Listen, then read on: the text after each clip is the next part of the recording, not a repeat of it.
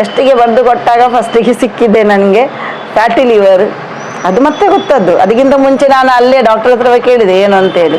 ಅವ್ರು ಹೇಳಿದ್ರು ಹರ್ನಿಯಾ ಅಂತ. ಹರ್ನಿಯಾ ಅಂತ ಹೇಳುವಾಗ ಸಾಧಾರಣ ಒಂದು ಸರ್ಜರಿ ಮಾಡುವಂಥ ಒಂದು ಕೇಸ್. ನನಗೆ ಶಾಕ್ ಆಗಿ ನಾನು ಇಮಿಡಿಯೇಟ್ ಡಾಕ್ಟರಿಗೆ ಫೋನ್ ಮಾಡಿದೆ, ಇದು ಹರ್ನಿಯಾ ಉಂಟಂತೆ, ನನಗೆ ಫ್ಯಾಟಿ ಲಿವರ್ ಉಂಟಂತೆ.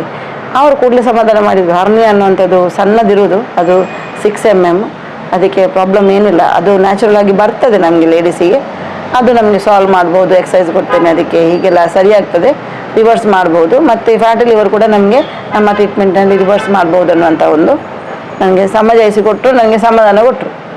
ಅದರ ನಂತರ ನಾನು ಆ ಟೆಸ್ಟನ್ನೆಲ್ಲ ಇಟ್ಕೊಂಡು ಇಲ್ಲಿಗೆ ಬಂದೆ. ಬಂದ ನಂತರ ಎಲ್ಲ ಅವರು ಟ್ರೀಟ್ಮೆಂಟ್ ರೀತಿಗಳನ್ನ ಹೇಳಿದರು, ಸ್ಟಾರ್ಟ್ ಮಾಡಿದರು.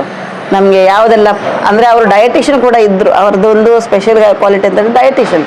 ನಾರ್ಮಲ್ ಆಗಿ ಡಾಕ್ಟರ್ಸ್ಗಳು ಪ್ರಿಸ್ಕ್ರೈಬ್ ಮಾಡ್ತಾರೆ, ತಿನ್ನಬೇಡಿ ಅಂತ ಹೇಳ್ತಾರೆ, ಅದರ ನಂತರ ಬಿಟ್ಟು ಬಿಡ್ತಾರೆ. ಇದು ಹಾಗಲ್ಲ. ಇವರು ಟ್ರೀಟ್ಮೆಂಟ್ ಸ್ಟಾರ್ಟ್ ಮಾಡಿದ ನಂತರ ಅವರು ಫಾಲೋ ಮಾಡ್ತಾರೆ ಪೇಷಂಟನ್ನು.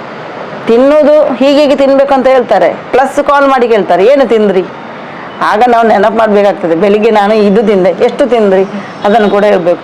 ಏನೆಲ್ಲ ಹಾಕಿದ್ರಿ, ಹಸಿ ತಿಂದ್ರಾ, ಹಸಿ ತಿನ್ನಲಿಕ್ಕಿಲ್ಲ, ಇದು ಕರೆಕ್ಷನ್, ಹಸಿ ತಿನ್ನಲಿಕ್ಕಿಲ್ಲ. ಅದರ ನಂತರ ಇದಕ್ಕೆ ಈ ಮಸಾಲೆಗಳನ್ನು ಹಾಕಿದ್ರೆ ಅದು ಹಾಕ್ಲಿಕ್ಕಿಲ್ಲ, ಅದರ ಬದಲು ನಾನು ಇದು ಹಾಕೋದು.